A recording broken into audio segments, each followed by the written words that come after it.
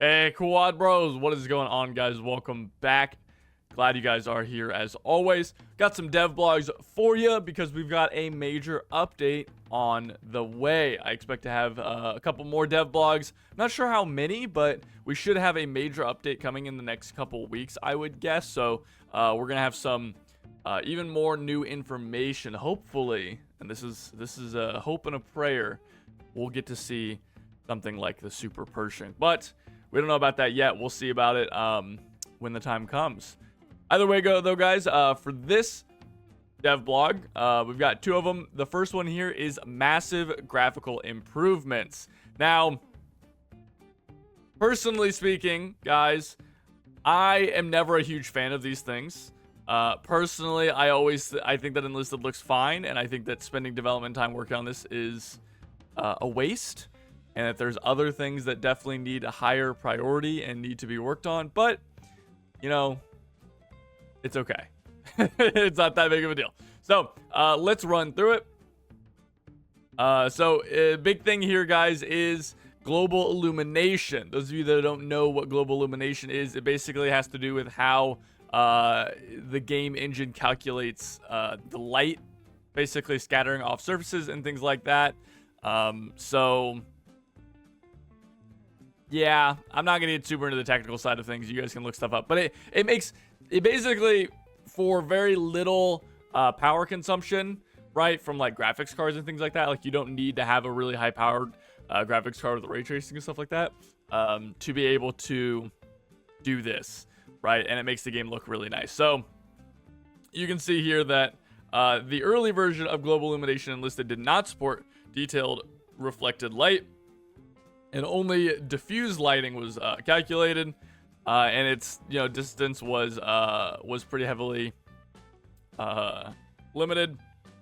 But now they've updated that, so it's going to be visible on your screen at all times. So you can see here, this is what Enlisted currently looks like right now. This is Stalingrad, and as we rotate it over, you can see how the lighting is a lot more realistic. Especially here, you can see that instead of it just kind of being this like same level of light everywhere, right? Like you can see that the light actually kind of filters in from up here and from back here, and this area over here is a little bit darker, right?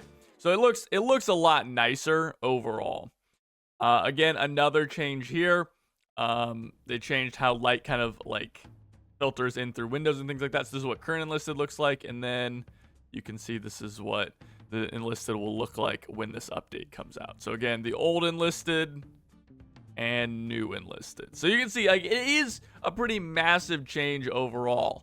Again, another one, old Enlisted and new Enlisted. Definitely a lot darker. That's going to be a big thing with this, is that it's going to overall basically places that are bright will look brighter and places that are dark will look darker. Is kind of the more or less the kind of like feel that this is going to have. And then finally, you can see some improved reflections. So here's current Enlisted. Current Enlisted and new Enlisted. You can see there's much better reflections down here, kind of the light reflecting off the surfaces. So there you go. Here it's just kind of old stuff and a little bit more shinier, right? A little bit better reflecting. You can see water also reflects stuff. So old Enlisted and new Enlisted. So, okay, pretty cool. They've also said that they have purposefully kind of tweaked this to make sure that the kind of visibility in the dark is good. That's a very common problem with Enlisted, and it has been for a long time, where you just kind of can't see into a room. So because it's like the differences between the light outside and the dark inside, I am worried about that with this update. I worry that they might make that worse, but they're saying that this is something that they have worked on. They've made changes based on that feedback. So now exposure is not calculated globally for the entire frame, but instead is locally, so they can kind of make things both bright and dark have details. So you can see this is current Enlisted, and this is new Enlisted. You can see how, if you can tell just barely, you kind of have to do it quickly. I don't know if this comes through on YouTube or not. It might not, but you can see that the new Enlisted is just like a little bit brighter, right? I kind of have to do it quickly so you can tell. You can tell that it's just a little bit brighter.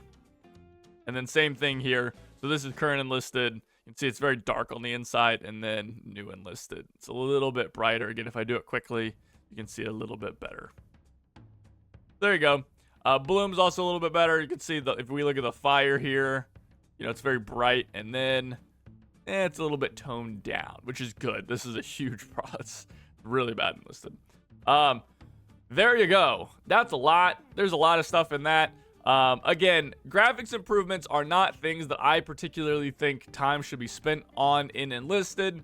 I don't think that Enlisted is an ugly game by any stretch, and I would much prefer them to be working on other things. But that's not really how development works. Sometimes you have people who specialize in certain things, and someone who is a technical artist can't just suddenly start doing gameplay programming, at least not quickly, right? So that's kind of how this ends up being.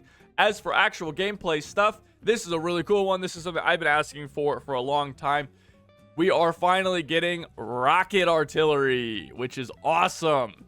So yes, rocket artillery is coming to Enlisted. Radio operators are going to be able to call them in. Now apparently, and I'm not 100% on this, but the way that it's reading is that this will only be available to premium Soviet and German radio operators, which I definitely disagree with. I really hope that they choose to make this available to all squads, all radio operators, or at the very least radio operator 2s, right? I don't think that locking something as cool as this behind a premium squad is a good thing to do in any way, shape, or form. This is kind of the same thing with like the paratroopers or the drop tank planes with the napalm and things like that. It's just not a good look, and people are going to complain about this, and then Darkflow is going to have to do some stupid event when you could just make it part of the base game, right? It's just going to be a lot better if you guys do that, so just do that now. Either way, though, it is really cool. I am really excited about that. You can see here, so the Soviets get an SVD-30. This is BR2. That's kind of crazy. That is a semi-automatic rifle in BR2. I don't know how many. 5-round magazine. Okay, so it's pretty weak in that regard. That's fine. And then the Walther A115 BR3 for the Germans. Another semi-automatic rifle. 10 rounds. Open sight is open and comfortable. Nice. So there you go. Not too much to see about that. You also get if you pre-order, you get this nice nickname decorator and a portrait. I think this is actually a really cool nickname decorator. You get to be a rocket man. Yeah, let me know what you guys think about this. Like, I think the big thing that the devs are going to be looking for this one is, are you excited about rocket artillery, and do you care that it's only premium? That's kind of my two big things. So I think you guys should leave a comment down below. Let me know your thoughts on that as always. And without anything else, you know, like, comment, subscribe, yada, yada, yada. And thanks for watching. I'll see you next time. Take it easy.